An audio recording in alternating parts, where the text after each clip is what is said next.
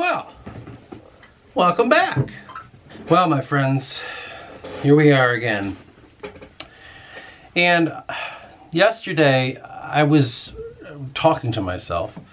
I was recording my my thoughts so I could listen back to me and hear what I'm trying to do. And I'm at this point in book 2. I'm at this like crucial point where I don't know, man. I feel directionless. I feel like I'm wandering in it. And I've been doing a lot of wandering in scenes and stuff. Mostly that scene I've been telling you over and over again about him kind of being inside of his own self and being very deeply in the throes of his mind, and from that point extracting out the fear that was controlling his destiny, right? And he had to explore his own visions to make sense of what he needs to do. And somehow in his visions, a mentor-like character, a creator, or Dove from the Forgotten series, spoke to him. Now it's very raw and I just don't necessarily know how I feel about it, but I like the idea of it. And it was Dove who helped Eris find Neopok, some sort of ancestor. So we have Eris going to the ancestor to seek help. And the ancestor told him how to get rid of this fear, or to try to help him. And it was Eris who went and did that, and he pulled the fear, and now he's kind of in control of himself, and he comes out of it. And from that point, he looks at his mentor, as they're sitting in this ruined temple, and he's like, well, okay, now what? And mentor's like, well, let's do the thing that we were meant to do. Let's go on that mission. Let's find this place we were meant to find. And Eris is like, okay. And then I got to figure out how to do this. But somehow Mintior says, you know, you've been running this entire time. So book 1, you've been running from this great evil, as you said. At the head of it are these strange characters like Cyphrus and Quartus. And they seemingly are working against each other. And you've been running and running and running, and it's always been following you. What if we let it? What if we let it? As in, what if we let it find you? Because clearly, that is your destiny. Or at least some part to play in it. And I think Eris finally realizes that, yeah, I've been running for so long from this thing chasing me, this evil, we could say, this darkness, these strange people that want him. What if we let them have him and he can begin the process that he was born to do? And Mintior is going to kind of convince him of this. And so Eris says, all right, you're right. And I just got to kind of figure out how I'm going to work it in, you know, Ujjal and Vasha and all that stuff. There's some crucial scenes that I really like, and I just got to find a way to make it all work. And that's all kind of stewing. But I've been kind of going over all these, I've told you before, I kind of will do these notes where I'll write on the computer, I'll do these documents, or I'll kind of handwrite some notes and stuff, and I've been just trying to figure things out. There's a shit ton of them here. I think it's all together, it's all this little stack here. And that's just me going like, what if, or how, or why, or how, and why, and who is this, and what does that mean, and what's his true ambition, you know, all this shit, right? Just trying to figure things out. But then I just feel like I'm stuck in this loop of book 2, where I'm just like, man, what is the fucking mission? Because the reader can't be like, man, it seems like he's just kind of fumbling around from place to place, and there's this thing introduced, and there's that one, there's this one, there's no concise connection to it all, seemingly. Now, there's got to be a way that I can make it come across that way, but on the inside, how do I truly wrap it all in a bow? If he's supposed to be confronted by certain creatures, or be confronted by ancestors, or the keepers, or his creator, like, how is that all not going to confuse the reader when he's constantly like, well, I thought you were supposed to go in the woods and find this progenitor hiding in it. Well, I thought you were supposed to go in the mountains and find an ancient god waiting for you. You know, it's all of it's connected. And I just have to flesh it out and just make it, just sculpt it in such a way And it's difficult. That's where I'm at right now. And so yesterday I was kind of sitting in that, just pondering, like, man, how I'm so lost in this. And I've told you the previous videos, these are all connected, man, about my not wanting to read other people's shit or see it or hear it, and just want to do my own thing. But then I just kind of realized we need exposure, because you can't deny it. You can't deny it. And I want to do some experimentation. I want to test my theories, I guess you could say. Okay? Meaning, I need to start reading. I have hundreds and hundreds and hundreds of books in here. Thousands of dollars worth of books. They're all off camera. And I have these great books. I have such great fucking classics. I have great source books. I have amazing amount of historical books. They're all just, it's wonderful. There's a lot of good stuff here, and I've not read much of it. So I decided to give myself somewhat of a reading program. If you remember in the last video, I'm trying to kind of get away from the phone shit, and I'm trying to like relax all this stuff in my eyes and trying to become a human again, it feels like. And in saying that, I began my adventure last night reading by candlelight Dracula. Right over there in that chair that I do some of the videos in, the rocking chair. And it was good. I think I got like in one day, I think I read like 50 pages or something. Nothing crazy. And like 58 or whatever, I don't remember. Basically his first journals, the main character, Jonathan, whatever his name is. I already forgot his name. Hawkins? I don't know. And so I was doing that reading, and I told myself, you need to stop doing the binging. It's addictive. It's not good for you. It's to scroll on the internet like that. It's just, it can't be good. It's so jarring, because you just have all these fucking topics, right? So many that you choose, and they're all, because it's your algorithm, right? So it's whatever the shit you're interested in. And it's so amalgamating, and it's so much. It's just a cavalcade of noise and shit. I'm just like, I can't do this. It's too distracting. I can't focus. And I wonder why I'm having a problem focusing. So I gave myself a reading program. Now, again, I was complaining about not wanting to copy people or just wanting to enjoy my own work. But I need to test this. And so in testing it, I broke it up into segments of how I'm going to read it. So the first one is a fiction book. I choose a fiction book. Right now it's Dracula. Then I move to a history book. And then I move to, my eyesight. Then I move to a mythology book. And then a philosophy book. Then poetry. Then religion. Because those are those seem to be the big ones that I have in here, you know.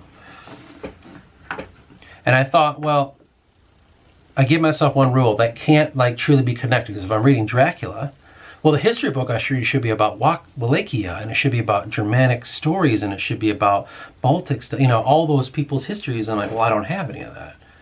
So that makes me want to go buy more books. I'm like, no, you can't.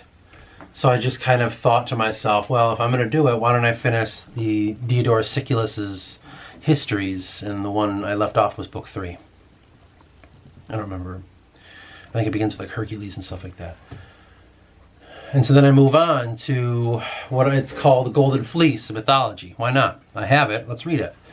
I've only read like 10 pages of it. Let's go. Philosophy, I found something by Boethius called Consolidation of Philosophy. We'll see what that is. Then we can read our Candle of Vision, poetry, possibly, or maybe even something from Yeats. And our religion is City of God by, I think it's St. Augustine. So just interesting things to really dive into. Things that are very, in order to expand ourselves. And here's my stipulation I told myself. You can read something, because this is why it's hard for me. I'm figuring myself out a bit. You can read these things and you don't have to fucking believe it and fall in. Because that's what I would do. That's why I don't want to read, because I'm so easy like, sure, that's it. You got it, not me. You're allowed to read something and form an opinion. I have a hard time with that. I'm always very much opinionless, where I'm just like, whatever, man, it is what it is. You got it. You can take it. And so I said to myself, if that's what it takes, then I got to be strong. But if that's what it is, if you end up reading it and you still go like, well, I don't give a fuck, I don't have an opinion, well, that's it. You just don't care. You can read something and disagree with it. You can read something and agree with it. It doesn't have to be this whole, like, because I think I kept myself separate from the reading experience, where I'd just be like, I'm just reading it. And I'm like, I was at a distance, just like I always am with society. I don't want to get too close because they can get me. And so that's kind of be my program here. Because I just feel like perhaps with the writing, I'm a little directionless. Like, there is a great purpose, there is a true plan ahead, but it's just, it's not manifest fully. I know I can do it. I know I'm capable. How did I even get on here? It's entirely possible. It's all up here too. It's sitting in those pages waiting to be deciphered.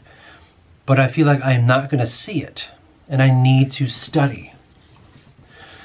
Fiction studying, it's very interesting to break apart what was going on in that guy's life, Bram Stoker. It's very interesting, some of the conclusions I'm kind of coming to, because he was a clerk, some sort of civil service, I'm not really sure what it was. And I just can imagine the imaginations of this man, and then what does the Dracula stand for in their time? It's an anti-Christian kind of thing, and how does that shape the 20th, then the 21st century with the idea of Dracula and what he stands for, and how that's shaped a modern understanding of paganism and Christianity, and it's tainted it in such a way that we actually have a hard time breaking it apart. So, it's allowing me to think that way. And it's also, as I'm reading it, I realize, like, man, he's moving. It's just like small things like story development stuff, where I'm like, man, I love the way he's moving around his world. I forget to do that with Eris. I'm so in his head. We're moving so much in his head with thoughts that I forget to kind of say, then we went through the forest, and all around me were these looming hills that, seemed to crowd over me, in some way, shape, or form. And then as we went out in an open field, there out in the distance stood this green light, seemed to be alluring. I don't do that. I just always forget to physically be in the world. I'm always wanting the reader to figure that shit out. And then I'm just like, I need to focus on his thoughts. You can imagine the world. I don't know if people are capable of that. People love their handheld. So I just thought, okay, I need to get better at this. I need to hone my skill. So it's kind of a twofold thing. In some sense, it's challenging me to think of what Dracula's done to the world at its time and in the future, what he's trying to convey inside of it on purpose and on accident. And outside of it, I'm allowing myself to learn stylistic writing, to get better, to hone my skill. And that's kind of the realization I came to. We need to read these things. And in saying that, I'm going to stop ingesting. It's hard, to do it, but with YouTube, just get off of it. Just stop it. And use it as a tool, not something to binge. Use it as if I need to hear a lecture, if I need to know more about a topic, if I need to research something, use it for that, not for entertainment. Because it's just an endless pit, because that's how it seems to be, like I got this TV, and on this new television nowadays, it comes with Roku, and you get free channels. And you also, if like my wife has like subscription to Prime, and she has subscription to Hulu and HBO, all this shit, but I still can't find nothing to watch. With all that being said, I'm still going like, this all sucks, there's nothing on here, because modern shit fucking blows. So I said, why don't we get rid of that and just read our books and stop being this consumer of modern understanding and define yourself. I love looking at the old egregores, thought forms, things that are trying to convince society, because it's separate from me. It's in the past, and I want to see how it came to be and where we are as we are now, and what hides in fiction and what hides in history. That way I can start to unravel why we got here. And I've got some conclusions to some theories, but I need to solidify them. So that's going to be my major goal going forward, which means I'm going to kind of take a break on the book writing. I wanted to begin again on the anniversary on Halloween, and I wrote a little bit. I must have like maybe 20 pages here. And I have to pause because I have to figure this out. I still have yet to write the Forgotten series, the next section for Dove. I have to do that. That's tough. Not only that, but I got the Forgotten King series. Crikey. So I have so many projects, and work is just kicking my ass. Just kicking my ass, man. My knee, I have a hard time getting down and getting back up right now. My back, too. So I'm already fucked, and it's not even Thanksgiving yet. So we're going to be having a rough time. So if I can ease myself and dive into some books, let's do that. And so we begin with Dracula, front to cover. Move on to the next one, which is, like I said, the history, and then we'll read history, and then we'll go to mythology, and then we'll go to philosophy. And when I finish this one, the idea is to read every single book in this office. That's the idea. So eventually, how much can I stuff in my brain? You know, how much can I memorize? What can I do with this information? How do I start puzzle piecing shit? Because we get to the point now where we have a skill to see through the veneer of life and see through the veil of it. Well, let's start gathering information and seeing with that, and we can use it. You have to start understanding your world around you. And in saying that, we can learn what books we need to get.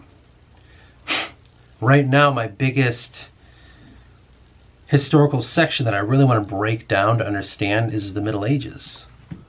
The Dark Ages, the Middle Ages, you know, all that shit. I want to break all that down because I think there is so much hiding in that time that's going to illuminate so much of what I see around me. I mean, I have a lot of things from that era, and it's going to be something to break down and try to understand it. But we can't just begin like that. We have to kind of move our way into it. It's gonna be interesting, man. Like, I'm just thinking of, like, with Eris and his story, and I'm thinking about the things that are to come for him, and how, personally, I think how good these books are going to be. Just what I've been working on, just my style of writing, how it's improving. This is going to be really, really good. I'm like really excited to do it. Same with telling you guys the story of the Forgotten series. I'm so excited to really let you in on what the fuck's going on there, because there's a lot of shit going on. There's a lot of stuff to unravel inside of this. And you're going to be surprised at where this road will take you, man. I never know anymore. A lot of what I've been dealing with is just trying to make sense of everything. Trying to study myself. And I'm getting to this point now where, as I've said, I'm like between these tiers.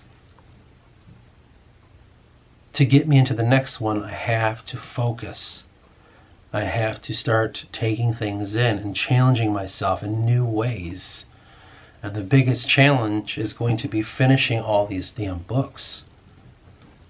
That way I can build my library. Every fucking wall in here covered in books.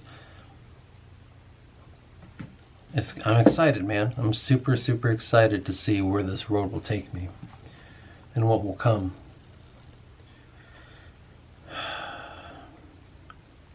But I have to say, being in the calm of this quiet room, where all I hear is the ticking of the clock, it's peaceful. It's really peaceful.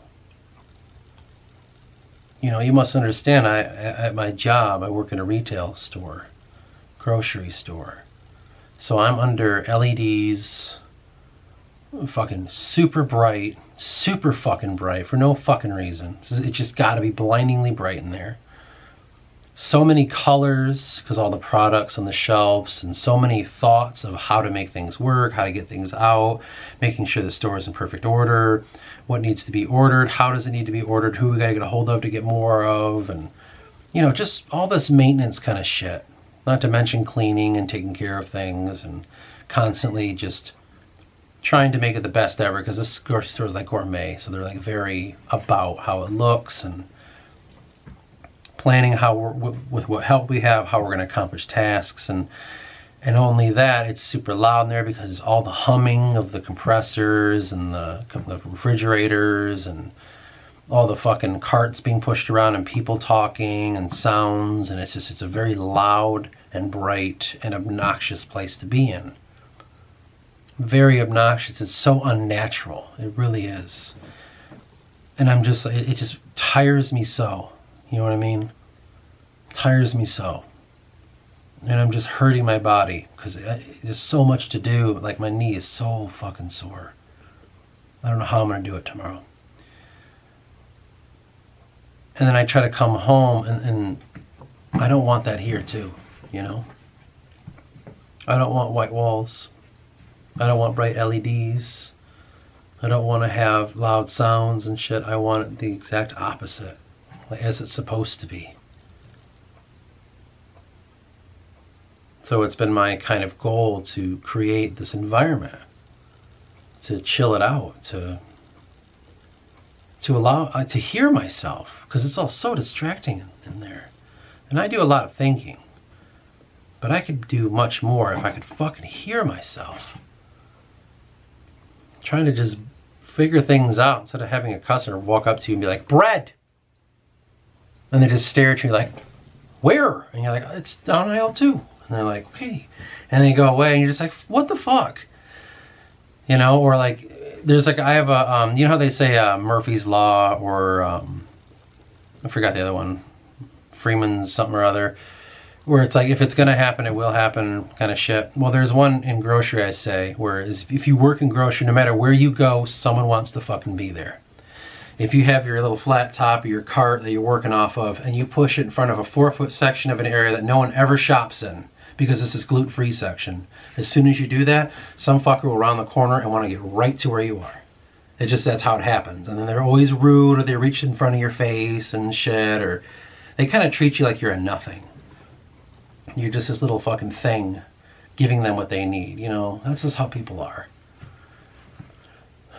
Or they have bitch fits about stuff. And so it's just a fuck of a lot to deal with fucking retards at places like that. You know, you got old people pushing their cart 1 mile an hour, standing in the middle of an aisle, standing next to it and just going, and just like staring like that at nothing, blocking an entire aisle, not even noticing there's a world around them and people and shit. It's always old people and women that are the worst at that fucking shit. So it's like, God damn it, dude. It's so frustrating. It's so frustrating. Like, every job you find stereotypes. And I've got a bunch that I can tell you that most people will be offended by, but it's fucking true. But my point is, between all that shit and just being under the bright environment in a loud, obnoxious place, and everyone has an attitude, no one works there is happy, so it's just a hard, stupid fucking place to be. To escape that, this is why I've been trying to limit the electricity usage. I'm trying to limit the phone stuff, you know. I go in the break room and everyone's like this, silently, just staring at their fucking phones. And it creeps me out. It's kind of weird. Younger kids, if they are like, they have their job and they're standing in a spot, the minute they have to move from there to someone else, as they're walking, like, I gotta be on my phone. I gotta. And it's wigged me out. It really is. Like, this is disgusting. This is really weird. And I do that too. I gotta stop this shit. This is fucking weird. Fuck. You know, like, it's just so much. And that's the only, like, positive I can take from that job, is how negative it is. How it's shaping my view of society, because you get to watch people when they don't realize they're being watched. You get to hear their conversations. You get to see the truth of the world that everyone's afraid to admit to. The real reason why no one wants to work anymore. To all the way from like prices and shit. You know, it's just like you get to really hear this idiocy. And the thing I always take away is everyone knows, don't they? They all know. They're the smart ones. So there's a positive to it because it allows me to see the truth of society. The negative is it's fucking killing me, and I hate my job. You know. But to come back here and to try to challenge myself every day, no matter how tired I am, you know, I'll come home, I'll be exhausted. Come home at 1:30 in the afternoon after an 8-hour shift, and I'm just like dead tired. And all I want to do is nap. But I try to challenge myself to read, to discover, to study, and to limit the amount of obnoxiousness that's coming at me. That's the goal, man, and it's incredibly hard. But it's worth it, I think. In a world full of noise, trying to find the quiet place to read. It's crazy.